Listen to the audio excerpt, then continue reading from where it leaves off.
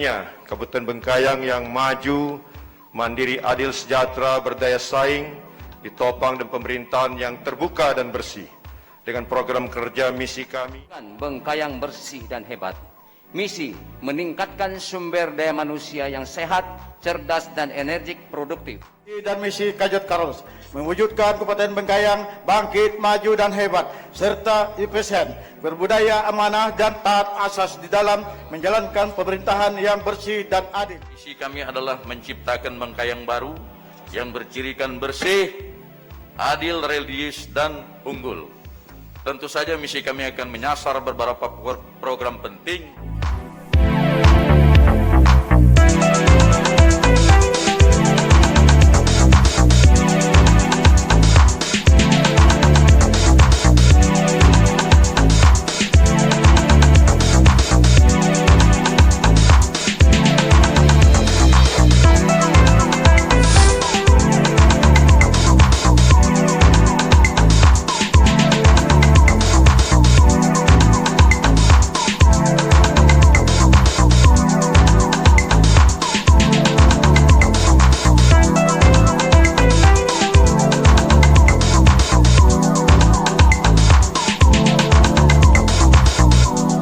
Tidak salah, Bapak juga sudah pernah menjabat di Kabupaten Bengkayang.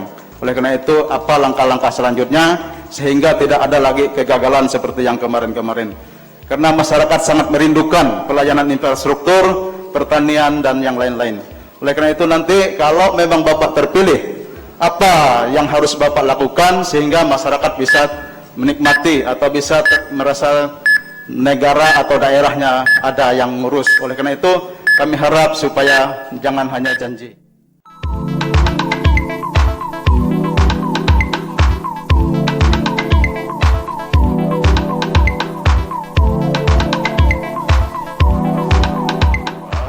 kami punya misi yang ketiga, memajukan bidang pembangunan infrastruktur dasar. Artinya pembangunan jalan, jembatan, jalur usaha tani, jalur usaha produksi, irigasi, dan juga pengairan serta listrik, air bersih dan telekomunikasi dengan memanfaatkan ketersediaan sumber daya alam yang ada di kita. Kita ke depan akan mulai membangun selaras dengan pemerintahan Pak Presiden Jokowi, Gubernur dan Bupati Bengkayang Desa. Mulai membangun dari dusun dan desa di bidang infrastruktur dasar agar benar-benar masyarakat di dusun dan desa tidak ada lagi yang tidak bisa dilalui oleh kendaraan roda 4 dan kendaraan roda 6. Karena kita melihat hampir berjalan di semua desa dusun di seluruh kecamatan, di 17 kecamatan, melihat langsung bagaimana jalan-jalan di Semarang menggunakan dana desa, tidak ada tersentuh memakai APBD Bengkayang. Jadi ini salah satu indikasi kita ke depan, bagaimana selaras untuk kita mencari dana pusat, provinsi dan kabupaten untuk diterjunkan langsung ke anggarannya ke dusun dan desa untuk membangun infrastruktur desa. Kita tahu bersama, hampir semua jalan-jalan rusak, 27 desa tidak ada listrik, 156 dusun tidak ada listrik. Target kami ke depan 3 tahun listrik ini sudah harus selesai.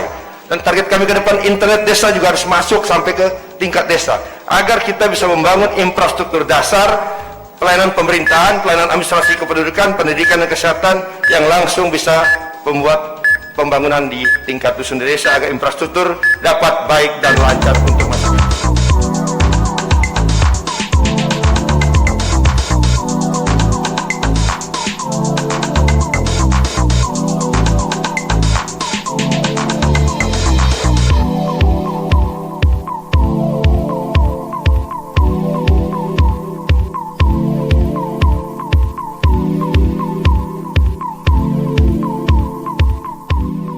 Pertanyaannya, jika saudara terpilih sebagai Bupati dan Wakil Bupati Kabupaten Bengkayang, apa langkah dan kebijakan saudara yang akan saudara lakukan agar berbagai regulasi yang diatur dalam Undang-Undang Cipta Kerja tersebut bisa terlaksana di daerah? Waktu Anda menjawab 2 menit dimulai dari Anda berbicara.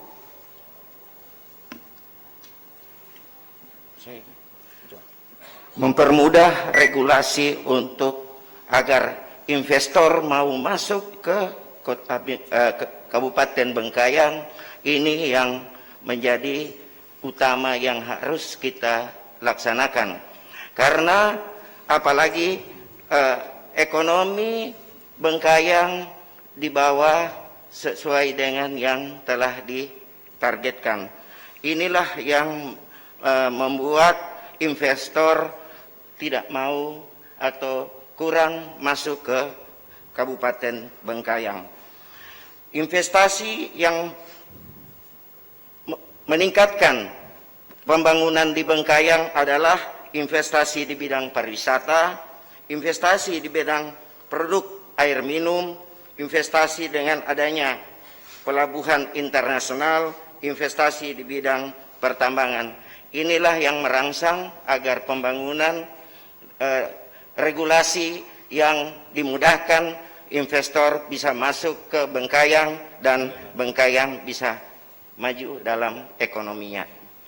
Waktu Anda masih ada, silahkan. Mewujudkan pendapatan daerah yang bersumber dari sektor perkebunan kelapa sawit, mengoptimalkan program sosial perusahaan perkebunan kelapa sawit untuk kesejahteraan rakyat sekitar, pertumbuhan kegiatan ekonomi, bertambahnya warung-warung makan dan kopi, rumah kos, kontrakan dan sebagainya, mendorong masyarakat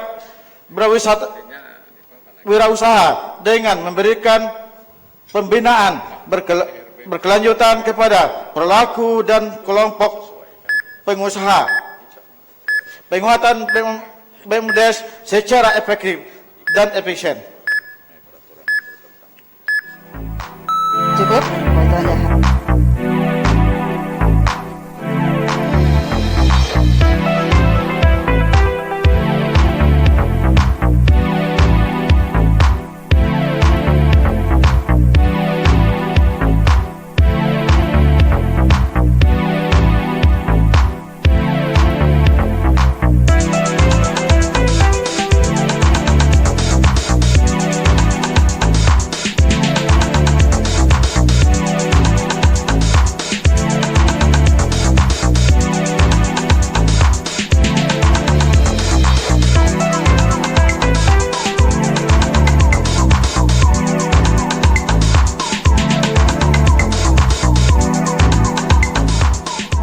Pertanyaannya, berangkat dari kondisi topografi kewilayahan yang seperti itu, jika saudara terpilih sebagai Bupati dan Wakil Bupati Kabupaten Bengkayang, apa roadmap dan rencana strategis saudara untuk meningkatkan infrastruktur dan standar pelayanan publik yang berkualitas, cepat, mudah, terjangkau, dan berkeadilan di Kabupaten Bengkayang? Waktu Anda menjawab 2 menit dimulai dari Anda berbicara. Terima kasih. Terkait dengan kondisi Bengkayang sebagaimana yang disampaikan, tentu saja prinsip pertama yang kita harus pegang bahwa pembangunan itu harus kita berikan secara adil di setiap daerah sesuai dengan kondisinya masing-masing. Walaupun kita sadar betul bahwa setiap daerah sebagaimana yang dijelaskan tadi, misalnya daerah pesisir, daerah pedalaman dan juga perbatasan tentu punya karakteristik masing-masing. Karena itu kita harapkan pemerintah daerah dalam arti mereka yang bertugas nanti kita artinya eksekutif bersama DPR tentu harus pertama-tama melakukan kajian dulu untuk melihat secara persis potensi-potensi apa yang ada di daerah sebagaimana yang disebutkan. Nah, khusus mengenai perbatasan, harus kita menjadi perhatian utama, karena daerah perbatasan adalah beranda terdepan kita dengan daerah luar. Sehingga bukan saja hanya masalah potensi pembangunan yang kita akan coba perhatikan dan coba kita tingkatkan, tapi ini juga masalah bagaimana bangsa lain, bagaimana bangsa di seberang kita, melihat kita sebagai yang mampu membangun bangsa kita sendiri. Silahkan ditambahkan.